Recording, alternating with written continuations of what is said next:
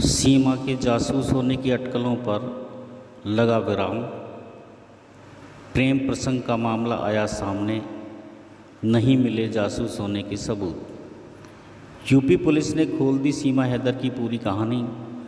प्यार पाने अवैध तरीके से भारत आई सीमा हैदर से यूपी एटीएस ने घंटों पूछताछ की। लगातार 3 दिन तक पूछताछ के बाद आधिकारिक तौर पर जो बयान सामने आने की जो जानकारी मिल रही है, उसके अनुसार प्रेम प्रसंग का मामला सामने आया है। सूत्रों के हवाले से जासूस होने के कोई सबूत नहीं मिले हैं। सीमा के लिए मुश्किल ये है कि पाकिस्तान जाने पर उसे मौत का डर है और भारत में बढ़ती हुई परेशानियां। पाकिस्तानी सीमा के एजेंट होने की अटकलों पर यूपी के स्पेशल डीजी का कहना है कि जब तक पर्याप्त सबूत ना हो, कुछ भी कहना जल्दबाजी होगी। सीमा से वीडियो कैसेट, मोबाइल सिम वगैरह जो मिले हैं, उसकी जांच चल रही है। अधिकारी के अनुसार 4 जुलाई को सीमा हैदर को अवैध तरीके से भारत में प्रवेश करने व सचिन को अवैध प्रवासियों को शरण देने के आरोप में गिरफ्तार किया गया था, जिन्हें नोएडा की एक अदालत से जमानत मिल चुकी है। अब सीमा बच्चों के साथ रबुपुरा के घर में रह रही है। सीमा हैदर पबजी लव स्टोरी। पिछली वीडियो में वो सब जानकारी दी गई जो टीवी चैनलों, सोशल मीडिया पर चर्चित रही, ज़ोर शोर से वायरल हुई। सीमा पर संदेह कि वो पाकिस्तान की जासूस तो नहीं, वगैरह वगैरह। सीमा के भारत आने का अवैध तरीका जो सीमा द्वारा अपनाया गया, उसके लिए पुलिस ने मामला दर्ज किया। सचिन ने अवैध प्रवासियों को जो शरण दी, उसके लिए सचिन को भी इस मामले में लिया गया।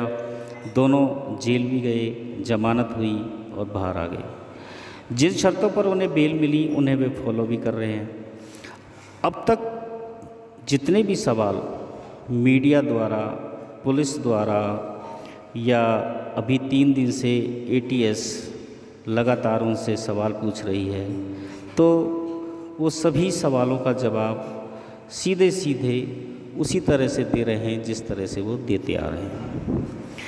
अब उस पर संदेह कि आईएसआई की एजेंट है या उसे प्रशिक्षित किया गया है, तो मैं समझता हूँ कि इसके पीछे एक बड़ी मानसिकता समझने वालों की जो है, उसके पीछे का बड़ा कारण भारत पाकिस्तान की कटु संबंध ही लगते हैं।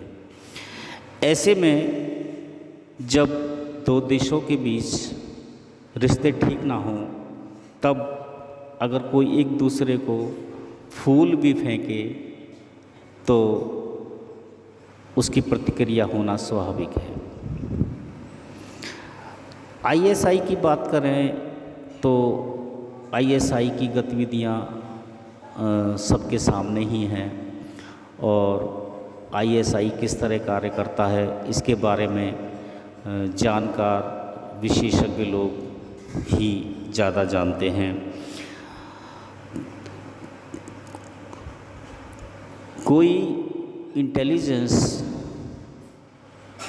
जब किसी को कहीं भेजता है तो उसे उससे लॉन्ग टाइम कार्य लेना होता है।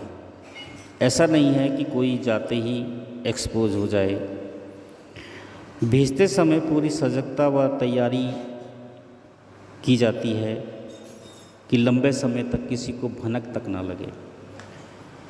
एक्सपोज व्यक्ति इंटेलिजेंस के किसी काम का नहीं होता।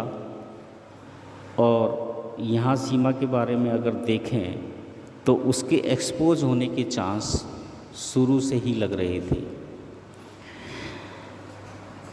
प्यार में पागल होकर सीमा ने वैध तरीके का इंतज़ार नहीं किया। भारत आने के लिए जानकारियाँ जुटाई तो सचिन के साथ मिलकर जो बना, जैसे बना, जैसे व्यवस्था बैठी, रास्ता अपनाया संबंधित लोगों की मदद ली और पहुंच गई भारत अपने प्रेमी के पास। प्यार सरहदें नहीं देखता, प्यार अंजाम नहीं देखता, प्यार की अपनी अपनी अलग परिभाषाएं होती हैं। प्यार के रास्ते में दीवारें बहुत होती हैं।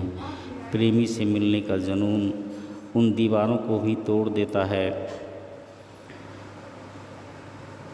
वकील एपी सिंह का कहना है कि वो सीमा के प्यार के साथ है, जो बेटी बचाओ बेटी पढ़ाओ के देश में उसे मिलना चाहिए। यदि सीमा कहीं गलत है, उसका मकसद प्यार की आड़ में कुछ और है, तो उसे सज़ा मिलनी चाहिए।